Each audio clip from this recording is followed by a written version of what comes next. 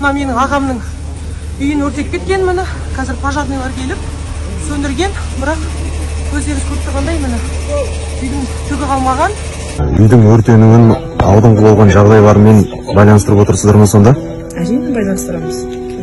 Соңғы осы 3 күн мектеп балалары да, сыныптастары Шерзаттың сіздің көшеңізде нөмір жоқ, машинелер жоқ деді. Одан мына кешегі өрт болмастан бір күн бұрынғы түнде көршілердің өзі осы жерге машина келді, нөмірі жоқ, сіздің үйлеріңізге кіріп шықты. Біз шулап бәріміз светтеріміз жақтық та, кім бар деп айғайлап едік, тоқтамастан қашып кетті деді. Номерін шешіп тастаған машиналарды көрдік. Номерларын шешіп тастаған олар. Мен оны Криспиға да жазғам. Номерін шешіп тастаған. Біздің ауыл жақта, үй жақта жүрдік. Аны Садовая көшеден, трассадан кірген жақта көрдік. Ішінде балдар болған. Досымда көрген кабандарды көрдік. Мерседес номерларын шешіп тастаған. Азаттық полный аралап жүреді. Азаттық полный аралап жүрді. Мен алдыңғыны 102-ге хабарласып көргеннен олар трубкасын алмады. Криспиға жаздым. Олар факт керек деді, видео керек деді. Солай. Сен де көрдің бе? Я бір-екі машина неге бар жатқанда көрген, бір қара прадамен номерсіз бір жас балалар жүрген.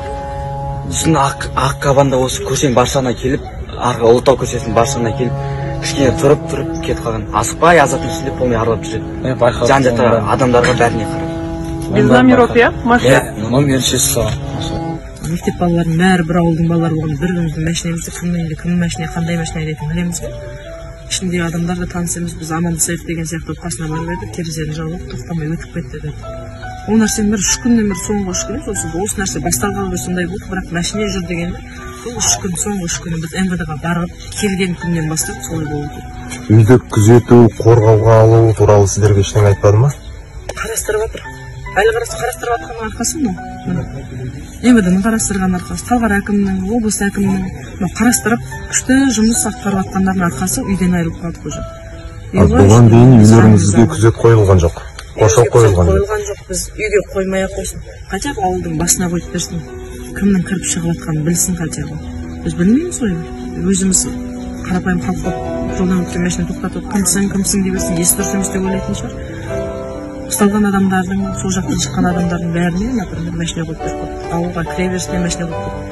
Сонда біз жан шығарып отқанда біреудің жанын алуға шамамыз жете ме? Біз мамамыздың өзін бір қылап, бір есін жиып отқанда. Ойлануға болады, заң өкілдеріне. Бүгіндерге бәрі топырлап түнімен жүргеннің не пайдасы бәрі біткен кезде. Енді тек қана қалғанымыздың жанымызды алып кетугенін күтеді. Бір төбе қылып үйіп қояйын деп тұрған ниеттері бар шығар. Заң өкілі жұмыс істесе, бұндай болмайды. Біздің мемлекетіміздің Қасым-Жомарт Тоқаев Кемелұлы көріп жатса, естіп жатса, заң өкілдерінің қалай жұмыс істейтінін көрсін. Ол сол кісінің қол астында өзінің басшы болып тұрып, соны жұмыс деп тапсырып жүрген жұмысшыларының істеп жатқан іс-әрекеті. Талғар қаласында 16 жастағы Шерзатты кім ұрып тепкіледі деген сұраққа көптеген көрермендер, көптеген адамдар интернетте ашық түрде Хасан деген бір адамның ұйымдасқан тобы, сол топтың жігіттері Шерзатты ұрып өлтірді деп айтады. Және де сол Шерзатты ұрып өлтіру ол бірінші оқиға емес. Жалпы бұл Хасан дегеннің тобы Талғар қаласын түгелімен өзі басып алған дейді. Қолдарынан келген ұрып соғып, елдерден тіпті 90 жылдардағы сияқты налог жинайды дейді. Және де сол Хасанның солай оңбағандық жасап жүргені, оның ағасы Талғар қаласының ба, Талғар ауданының ба, сол әкімдердің біреуінің аппаратының басшысы деген сөз бар. Жалпы енді бұл сөзді өтірік бір өсек, ондай нәрсе жоқ деп айтайын десең, екі дәлел болып тұрды. Хасанның бар екендігін, және олар қолдарынан келген нәрсені любой адамға жасайтындығын, және сол Хасанның артында әкім аппаратының басшысы тұр деген сөзге сенбейін десең екі нәрсе бар. Біріншіден, білесіздер ме, білмейсіздер ме, бірақ бүгін түнде сол 16 жастағы Шерзаттың әкесінің үйін белгісіз біреулер өртеп кетеді. Түнде үйде жатқанбыз бала-шағамыз, көршім үйіңіз өртеніп жатыр деп айтты. Бұл не деген сөз? Яғни ұйымдасқан топ, яғни Хасанның ОПГ-сы шын мәнінде Талғарда бар деген сөз. Және де олар ана кезінде көріп алған Америкадағы боевиктер сияқты Шерзаттың туған туысқандарын, әке шешесін қорқыту үшін осы әрекетке барып отыр. Шерзаттың әкесінің үйінің өртенуі нені көрсетіп отыр? Бар ОПГ және де прокуратура бұны дұрыстап тұрып тергеу керек. Кешеден бері әкім араларда келіп жатыр, орындарда келіп жатыр. Лифті көріп жатсыздар ғой, уәдені соның не көріп жатыр. Соңғы рет көрейік. Қолдан келген бәрін жасаймыз деп жатыр ғой. Қажеке, сөзіңізбен кешіріңіз. Сіз әрбір соңғы кездері беріп жатқан сұхбатыңыздың бәрінде қан төгіс керек емес, митингке шықпасын деген сыңайлы сөздер айтып жүрсіз. Осының барлығы ертең сондай бір қиын жағдай болатын болса, өзің жауапкершілікке тартасың деген сықылды өзіңізге бір қысымдар болып жатқан жоқ па? Енді болады ғой. Менен айдан анық қой, кімге қалай сөйлейтін ол мен айтып отырмын ғой. Мен өзім үшін қорықпаймын. Халық үшін қорқамын. Өзім отбасы үшін. Көрдіңіздер ма? Бұл оңбағандар Шерзаттың әкесінің үйін өртеген кезде бұл тупойлар бір нәрсені ескермейді да, үйді өртеу арқылы олар өздерінің бар екендігін көрсетті. Шын мәнінде Талғардың адамдарын қорқытатынын көрсетті да, бұл дәлел міне. Хасанның ОПГ-сінің барының дәлелі.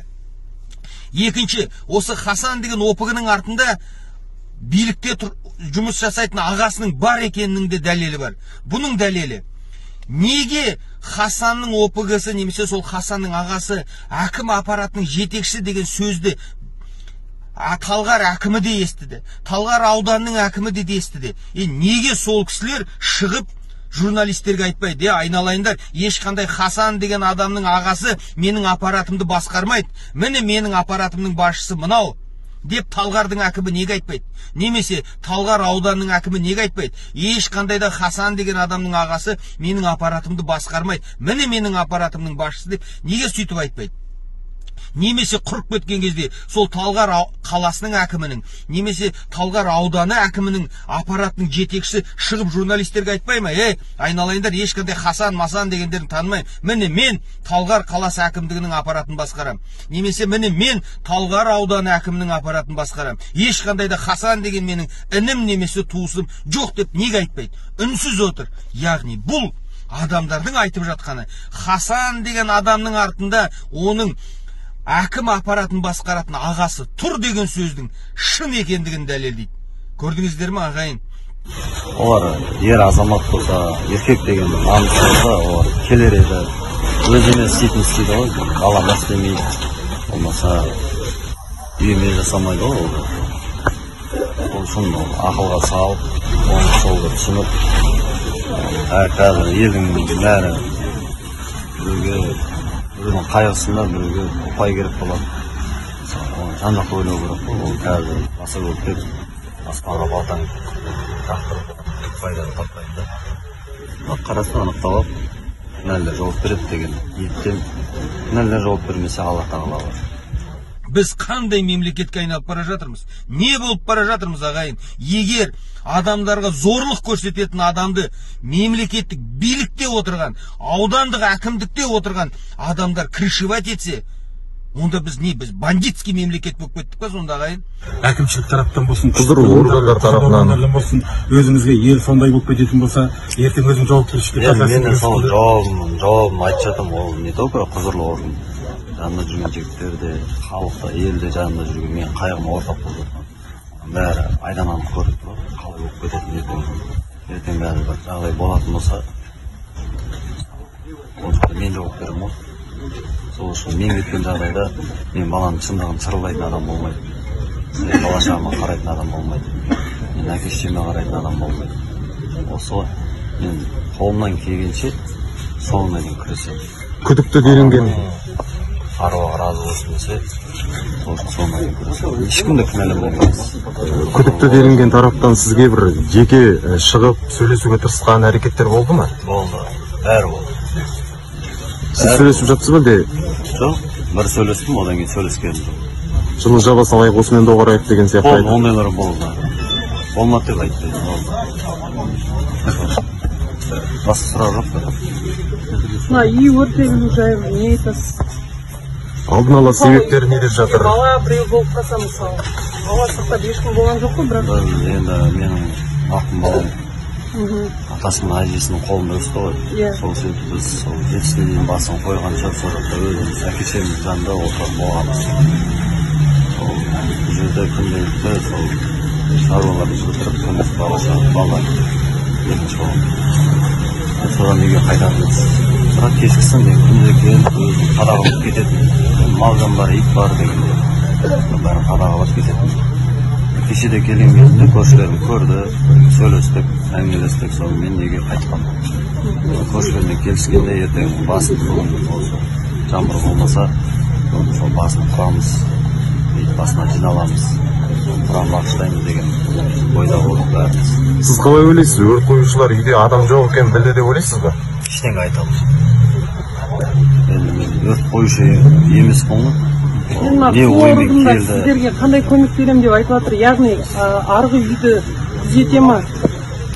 Мен жалпы қайталанбау үшін қызыл органдарға мысалы сенім таныта алмаймын. Бәріне өз күшім бар. Ақиқатта өз күшіммен жетемін деп ойлаймын. Сол үшін мен қазіргі кезде өзім сақтап отырмын. Барам десем, мен жетім емеспін. Көріп отырсыз, мен ода болмасын өзі. Бірақ мен айтатын, біреудің жолын кескенім жоқ, біреудің обалына қалғаным жоқ, кешеде ұрлық жасағаным жоқ. Сондықтан да ешқандай да бұл істі тоқтатпау керек. Бұл істі енді тоқтамайды. Бірақ осы интернетте, тиктокта жүрген блогерларға айтарым. Аптасына құрып кеткенде бір рет Шерзат туралы видео шығарып отыру керек. Шын мәнінде соны өлтірген адамдардың қылмысын әшкерлеу керек және жазасын талап ету керек. Бұны бұлай тастауға болмайды.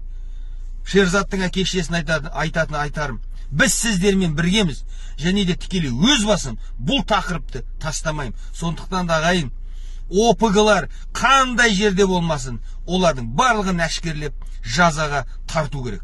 Бауырымызды о дүниеге аса жауыздықпен аттандырып, енді бүгін таңда үйін өртеп жіберіп тұр. Сол шакалдар туралы қазір естіп біліп жатыр. Бұл деген олардың бірінші қылмысы емес. Қыздарды зорлайтын көрінеді. Еркек біткендердің бәрін ұрып соғып инвалид қылатын көрінеді. Бұндай шакалдар кезінде бас көтермейтін еді. Бұндай шакалдарды күшік қылып, ит қылып, о дүниеге аттандыратын еді. Бұндай шакалдардың басшысын қазір авторитет деп отыр. Ондайлар авторитет болған емес кезінде. Кезінде Рыжий Алмаз бақыт фестивалінің кезінде от мен әділдік болды. Қазаққа деген жанашырлық болды. Қазақтың қыздарын зорлап, ұлдарын ит айуандықпен анасын көзінше өлтірген емес. Өздеріңіз білетін бақыт фестиваль, қылмыс әлемінің серкесі.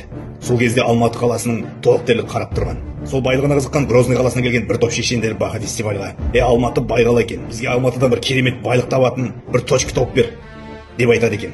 Сол кезде бақыт фестиваль, Алматы байғала, сендерге Алматыдан бір точка берейін. Бірақ сендер де дәл солай маған Грозныйдан бір точка беріңдер деген екен. Не дерін білмеген жаңағы шешендіктер теріс айналып кетіп қалған екен. Ал Рыжий Алмазға келетін болсақ, сол жылдары қазақ елін басқарған, қазақ елін қорқынышпен ұстап отқан Ресей мемлекетінің рекеттерімен санасып, өзінің қазақтарын қорғап қалған. Былайша айтқанда, Ресейдің рекеттерін қиша болып тұрған жерінен қуып, өзі келіп қазақтарға өзі үстемдік етіп, өзі әділдігін орнатып отырған.